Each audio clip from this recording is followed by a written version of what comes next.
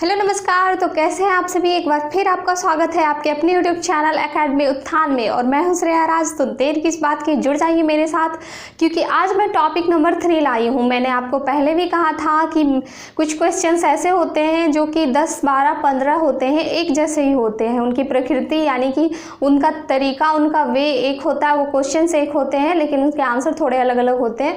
तो ये क्वेश्चन अगर आप पढ़ेंगे, ये लेटेस्ट के भी हो सकते हैं, पहले की भी हो सकते हैं। तो आज मान लीजिए आप इन 15 क्वेश्चन में से 2 क्वेश्चन पढ़ा, अब यही 2 क्वेश्चन अगले आप एक सप्ताह बाद या फिर 1 महीना बाद पढ़ते हैं तो आपके एक जगह कंटेंट नहीं होते हैं। जरूरी ये नहीं है कि आप किससे पढ़ रहे हैं या कैसे पढ़ रहे हैं, जरूरी ये होता है कि आखिर आपके पास उसका कंटेंट सही से अवेलेबल है या नहीं, एक जगह पे अवेलेबल है या नहीं।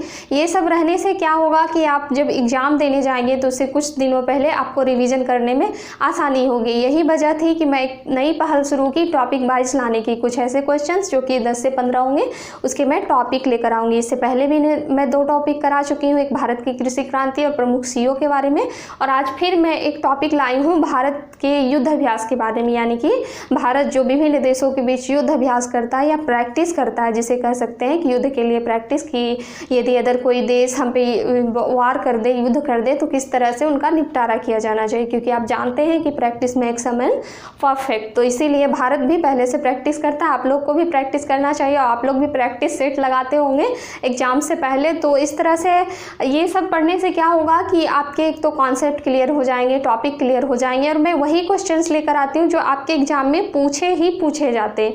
तो इसीलिए आप भी देर मत कीजिए, फटाफट जुड़ जाइए। और अगर अभी तक आपने सब्सक्राइब नहीं किया होगा तो मेरे चैनल को ज़रूर सब्सक्राइब कर दीजिएगा, क्योंकि मैं आपको 2021 में सिलेक्शन दिला के रहूँगी। मैं वो हर चीज़ें लाऊंगी जो कि आपके एग्जाम्स में पूछे जाते हैं।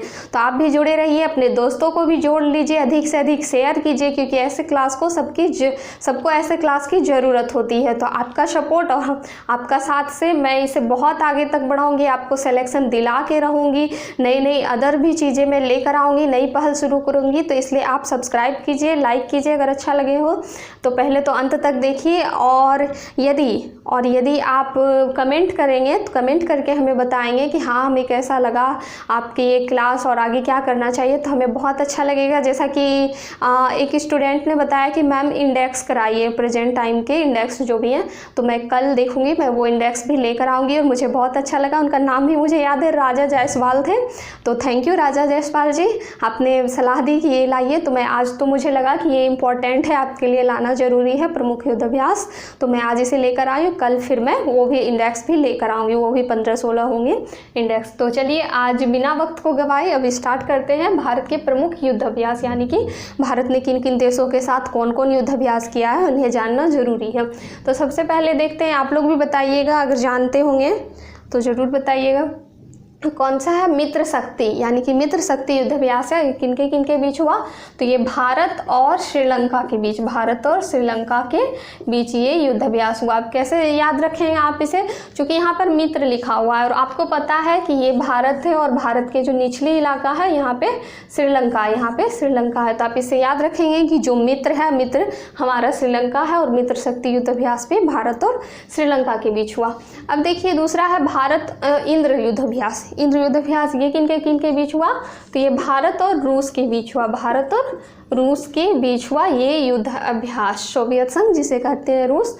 और उसके बाद फिर गरुड़ शक्ति और समुद्र शक्ति, ये गरुड़ शक्ति और समुद्र शक्ति ये एक ही देश के साथ हुआ, वो है भारत और इंडोनेशिया, भारत और इंडोनेशिया के साथ हुआ मित्र शक्ति और समुद्र शक्ति और गरुड़ शक्ति युद्ध अभ्यास भारत और इंडोनेशिया के बीच। तो आप इसे ध्यान में रखेंगे। उसके बाद है सूर्य किरण, यानी कि सूर्य किरण युद्ध अभ्यास किनके बीच हुआ? तो भारत और नेपाल के बीच, भारत और नेपाल के बीच। आप इसे ऐसे भी ध्यान में रख सकते हैं कि हमारे जो नज़दीक, चूँकि आपको पता है कि यहाँ पे भारत है और भारत के यहाँ पे नेपाल स्थित है, यानी कि हमारे बगल में सूर्य निकला हमारे, जब हम सुबह जगते हैं तो देखते हैं हमारे जस्ट सामने ही सूर्य होता है, हमारे जस्ट बगल में ही सूरज होता है। तो आप इसे याद रखते सकते हैं कि सूर्य किरण भारत और नेपाल के बीच। उसके बाद है संप्रीति युद्ध अभ्यास और बोंगो सागर युद्ध अभ्यास। तो देखते हैं संप्रीति युद्ध अभ्यास किनके बीच हुआ, भारत और बांग्लादेश के बीच, भारत और बांग्लादेश के बीच। चूँकि आपको पता है कि बांग्लादेश भी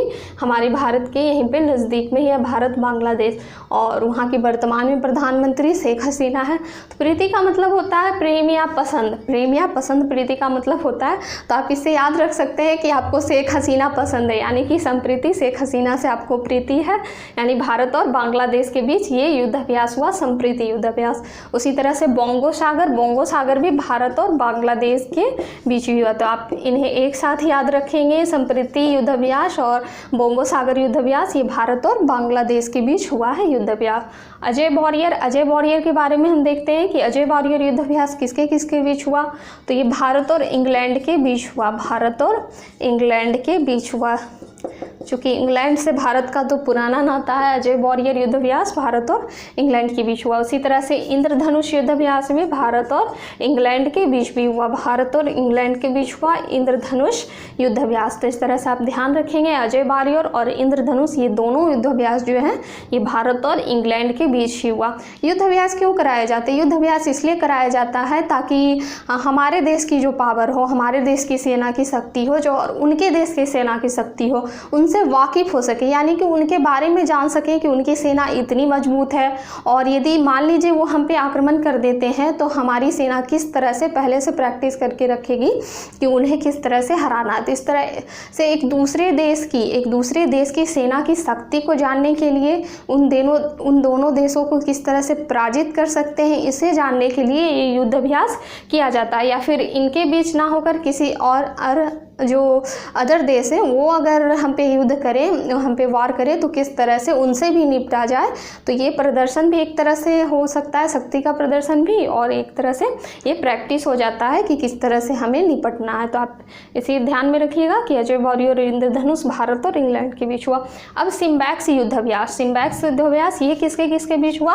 तो ये भारत और सिंगापुर के बीच हुआ सिम्बैक्स युद्ध अभ्यास। इसे कैसे याद रखेंगे? चूँकि यहाँ हम जान रहे हैं कि सारे युद्ध अभ्यास जो हुए भारत और अदर कंट्री के बीच हुए थे। ये सिंगापुर जो है, तो सिंगापुर और सिम्बैक्स, ये देखिए आगे का दोनों का पार्ट मिल रहा है, आगे का दोनों का लेटर मिल रहा है। तो इससे आप ध्यान रखेंगे, सिम्बैक्स और सिंगापुर, भारत और सिंगापुर के बीच हुआ। अब आते हैं 11वें नंबर पर सिलिनैक्स युद्ध अभ्यास किसके बीच हुआ? तो ये भी भारत और श्रीलंका के बीच हुआ, सिलिनैक्स युद्ध अभ्यास। जैसा कि आपने देखा कि मित्र शक्ति भी भारत और श्रीलंका के बीच हुआ, क्योंकि वो हमारा मित्र है, बगल में है। और ये सिलिनैक्स, इससे भी देखिए आगे मिल रहा है एस, और ये भी श्री मिल रहा है, श्री ऐसे होता है। तो भारत और श्रीलंका के बीच ये सिलिनैक्स युद्ध अभ्यास, जैसे आपको याद हो जाएगा। अब जैसे देखिए सिन्यू मित्री किसके बीच हुआ? नाम से ही पता चलता है कि ये जापानी, तिब्बती, चीनी टाइप का इलाका है।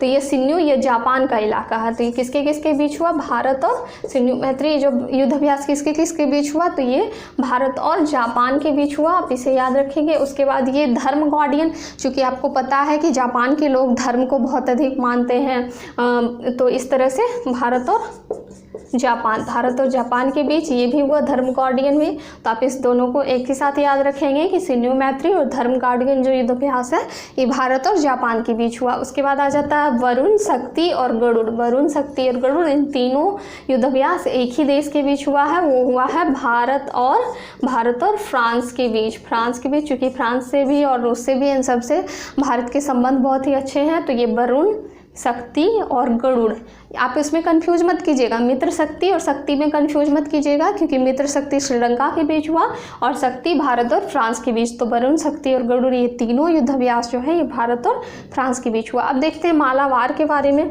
तो मालाबार तो एक तट भी है, भारत का जो प्रायद्वीपीय क्षेत्र यानी कि दक्षिणी क्षेत्र है, यहाँ पे मालाबार तट है।